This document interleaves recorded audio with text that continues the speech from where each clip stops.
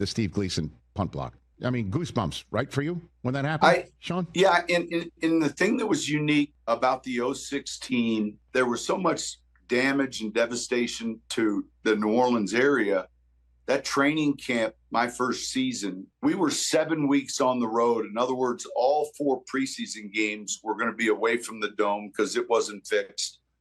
And then we were going to open the regular season at Cleveland, the next game at Green Bay. We went into that Monday night game versus Atlanta with both teams being unbeaten. So that game begins, and our special teams coaches, you know, each game you go into, you have a rush, a way that you're going to pressure the punter. John Bonamego had said, hey, we feel like we have a good rush, and he explained it to me, and I said, well, let's see how the tempo of this game goes.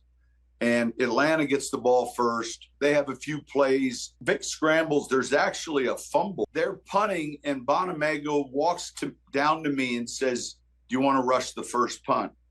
And I said, let's do it. You have to know Steve Gleason, who's an outstanding special teams player. He blocks the punt.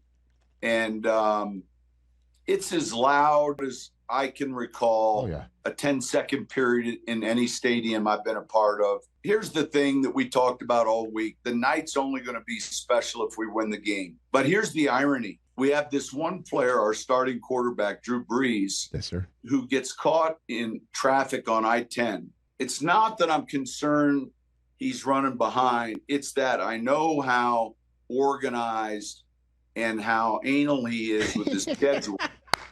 He had this old Toyota Land Rover. They finally escort him. The police escort him to the Superdome. And when he makes the turn to go, it's a parking garage. He enters the parking garage, and the rack wedges. It wedges on the roof of the concrete, and his car gets stuck.